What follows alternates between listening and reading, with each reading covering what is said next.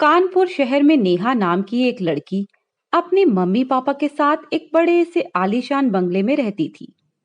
उसके पापा एक बहुत बड़े बिजनेसमैन थे, इसीलिए उसे कभी भी किसी चीज की कमी नहीं हुई। नेहा बहुत सुंदर लड़की थी, मगर उसे अपने आप पर और अपने पैसों पर बहुत घमंड था। वे हमेशा अपने से गरीब लोगों का मजाक बनाया करती थी। उनके घर में कई सारे नौकर काम करते थे। ऐसे ही एक दिन एक नौकरानी ने गलती से उसकी ड्रेस पर पानी गिरा दिया। ये देखकर नेहा गुस्से से आग बबूला हो गई। अरे गवार, तूने ये क्या किया? तूने मेरी सारी ड्रेस खराब कर दी। तुम छोटे लोगों को कोई तरीका नहीं आता। नॉनसेंस। मुझे ये ड्रेस पार्टी में डालकर जानी थी। अब मुझे फिर से ड्रेस चेंज करनी होगी। मुझे माफ कर दो मेम साहब, मुझसे गलती से हो गया। तेरी माफी मांगने से मेरा समय वापस नहीं आएगा। पहले ही मुझे पार्टी में जाने के लिए देर हो गई है। अब इस वजह से मैं और लेट हो जाऊंगी। निकल जा यहाँ से और लौट कर इस घर में मत आना। इतनी सी गलती के लिए मेम साहब इतना क्यों सुना रहे हो? इतना भी अहंकार सही नहीं है। इतनी बेइज्जती के बाद उस नौकरानी ने खुद ही नौकरी छोड़ दी। उसके मम्मी पापा इतना बिजी रहते थे कि उस पर कभी ध्यान ही नहीं देते थे। नेहा और ज्यादा बिगड़ती जा रही थी। उसके पापा उसका एडमिशन एक बड़े कॉलेज में पैसे देकर करा देते हैं। उसी की क्लास में एक और लड़की थी जिसका नाम स्नेहा था। वे काफी छोटे घर से बिलोंग करती थी। उसने 12वीं में पूरे जिले में टॉप किया था, इसीलिए उसका एडमिशन इस कॉलेज में मेरिट बेस पर हो जाता है।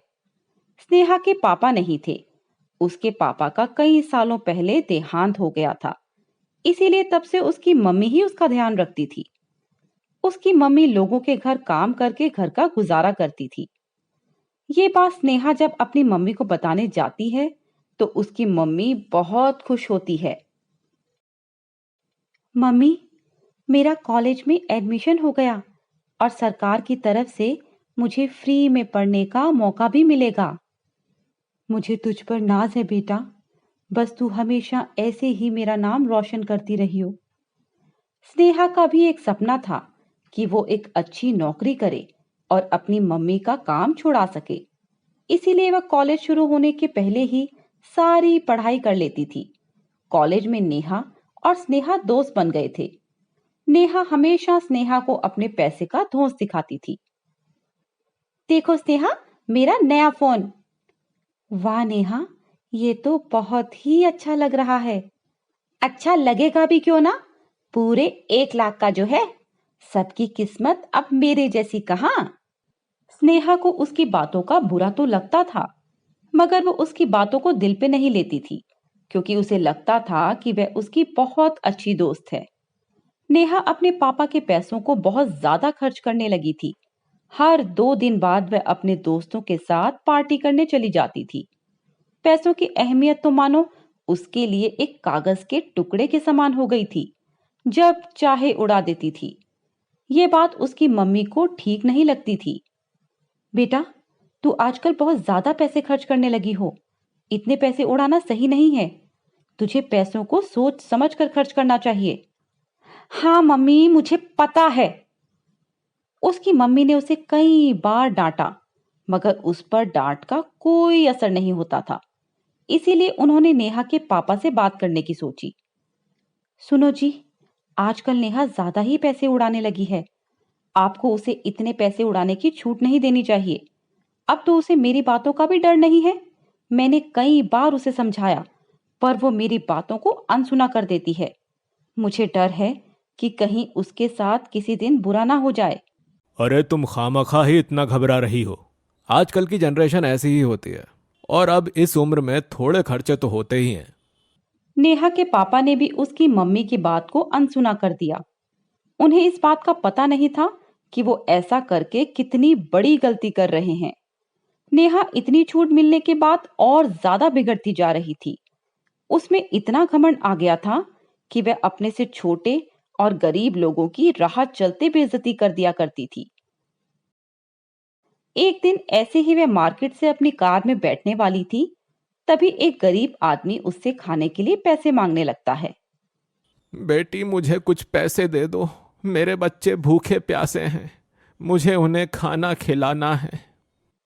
नेहा उस गरीब आदमी पर जरा सा भी तरस नहीं खाती और उसे चिल्लाते हुए जवाब देती है, भिखारी कहीं का, हट जा मेरे रास्ते से।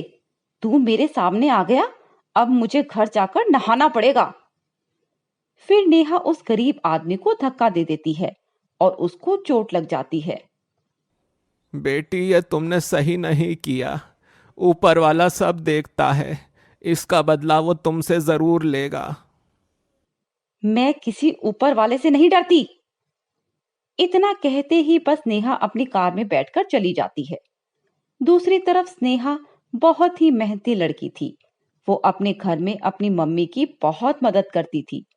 कॉलेज से आते ही छोटे बच्चों को ट्यूशन भी पढ़ाती थी और रात के समय अपनी पढ़ाई करती थी। लो बेटा, अपना दूध पी लो। कितनी पढ़ाई करोगी? चलो, अब काफी देर हो गई है, जाकर सो जाओ। हाँ मम्मी, आप मेरी चिंता मत करो, मैं थोड़ी देर बाद सो जाऊंगी।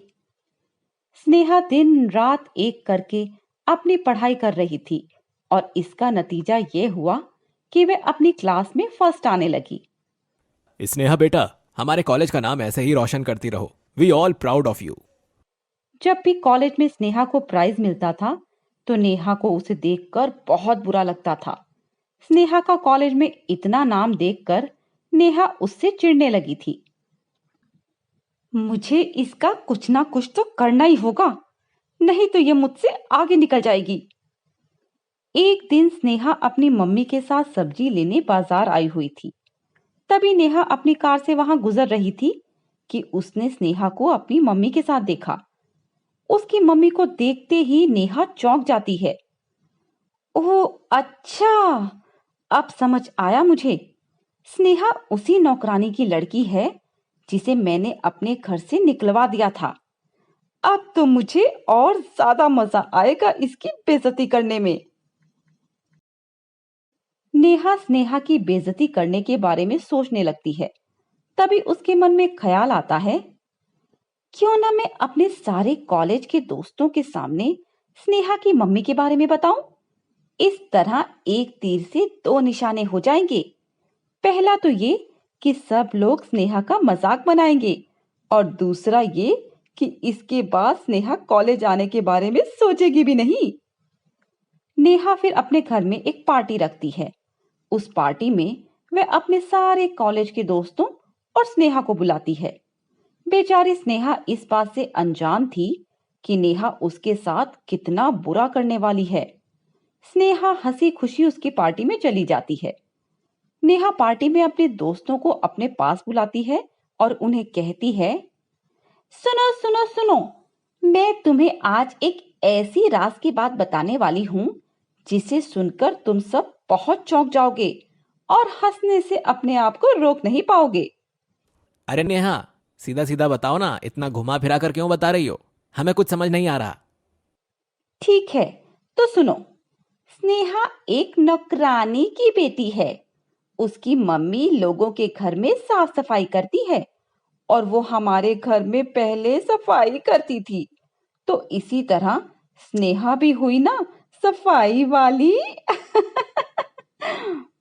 सब लोग स्नेहा पर हंसने लगते हैं। स्नेहा को यह सब देखकर बहुत बुरा लग रहा था। नेहा, ये तुमने मेरे साथ अच्छा नहीं किया। मैंने तुम्हारा क्या बिगाड़ा था? मैं तो तुम्हें एक अच्छी दोस्त मानती थी। भगवान तुझे इसका बदला जरूर देगा। ठीक है, मैं भी देखती हूँ तेरा भगवान क्या बिगाड़ेगा। इतना कहते ही स्नेहा अपना मुंह छिपाए हुए और रोते हुए उस घर से चली जाती है। ये बात नेहा की मम्मी को पता चल जाती है। उसकी मम्मी उसे बहुत डांट लगाती है। नेहा, तूने ये क्या किया? तूने उस बेचारी बच्ची का इतना मजाक बनाया। हमें कभी अपने से छोटे या गरीब लोगों का मजाक नहीं बनाना चाहिए। पता नहीं बेचारी का क्या हाल हो रहा होगा। तुझे उससे जाकर माफी मांगनी चाहिए। नहीं मम्मी, मैं उससे कभी माफी नहीं मांगूंगी। अगर मैं उससे माफी मांगूंगी तो मेरा स्टैंडर्ड गिर जाएगा। नेहा को अपनी मम्मी की बातों का जरा सा भी फर्क नहीं पड़ा। मगर स्नेहा पूरी तरह से टूट चुकी थी। उसका रो रो कर बुरा हाल हो गया था। स्नेहा अपनी मम्मी को सारी बातें बता देती है। वो कई दिनों तक शर्म की वजह से कॉलेज भी नहीं गई। तभी स्नेहा की मम्मी उसे समझाती है। उसकी मम्मी ने कुछ ऐसा कहा जिसके बाद तो मानो स्नेहा में अलग ही बदलाव आ गया। बेटा, अब तू हमेशा घर ही तो नहीं बैठी रहेगी। अगर तुझे उन बड़े लोगों का मुंह बंद करना है तो एक ही तरीका है। वे क्या तरीका है मम्मी? बस तू अपनी पढ़ाई पर ध्यान दे, और जब तू कुछ बन जाएगी तो उन लोगों का मुंह अपने आप बंद हो जाएगा। बस तब से स्नेहा ने कॉलेज जाना शुरू कर दिया। कॉलेज में बच्चे उसे अब भी चिढ़ाते थे, मगर वो किसी से बात नहीं करती थी और ना ही उनकी बातों पर ध्यान देती थी। जब से उसने कॉलेज जाना शुरू किया तो उसे एक भी बार नेहा नजर नहीं आई। उसने क्लास में एक लड़की से पूछा, क्या तुम्हें पता है नेहा कॉलेज क्यों नहीं आ रही? तुम्हें नहीं पता? उसने कॉलेज छोड़ दिया। स्नेहा को यह बात सुनकर बहुत अजीब लगा, मगर उसने इस बात पर ज्यादा ध्यान नहीं दिया और अपनी पढ़ाई पर ही ध्यान रखने लगी। देखते ही देखते उसकी पढ़ाई पूरी हो गई। पढ़ाई पूरी होते ही उसे कॉलेज की तरफ से प्लेसमेंट मिल गई। अब वह एक कंपनी की मैनेजिंग डायरेक्टर बन गई थी। जब स्नेहा की मम्मी को पता लगा तो उनकी आंखों से खुशी के आंसू बहने लगे। बेटा, आज तेरे पापा यहाँ होते तो तुझे देखकर बहुत खुश होते। अब स्नेहा अपनी मम्मी के साथ अपने बनाए हुए बड़े से घर में रहने लगी। दूसरी तरफ नेहा के पापा का बिजनेस ठप पड़ गया और उन्हें अपना घर तक बेचना पड़ा। अब नेहा एक छोटे से घर में रहती थी। उसे अब एक एक रुपए की वैल्यू समझ आ गई थी। अब वह पहले जैसी नहीं रही। नेहा उसी कंपनी में जॉब करती थी जिस कंपनी में स्नेहा मैनेजिंग डायरेक्टर थी। जब नेहा को पता चला कि स्नेहा कंपनी की मैनेजिंग डायरेक्टर है तो वह स्नेहा से माफी मांगने जाती है। स्नेहा, मुझे माफ कर दो। मुझे तुमसे इतना बुरा बर्ताव नहीं करना चाहिए था। मुझे इस बात का बहुत पछतावा है। मुझे अब समझ आ गया कि हमें किसी का मजाक नहीं बनाना चाहिए। उसके साथ जो हुआ वह स्नेहा को सब बता देती है। स्नेहा का दिल बड़ा साफ था और ना ही उसमें अपने बड़े होने का घमंड था। उसने यह सब सुनने के बाद नेहा को गले लगा लिया। पिछली सारी बातें भूल जाओ नेहा, और ईमानदारी से अपना काम करो, और कभी भी फिर से अहंकार अपने अंदर मत लाना, क्योंकि अहंकार इंसान से कुछ भी करा सकता है। स्नेहा ने उसको माफ कर दिया। अब वे दोनों फिर से अच्छे दोस्त बन गए थे। हमें कभी भी अपने पैसों पर या खुद पर अहंकार नहीं करना चाहिए, जैसे नेहा ने किया था। इसीलिए उसको अपने किए की सजा मिल गई थी।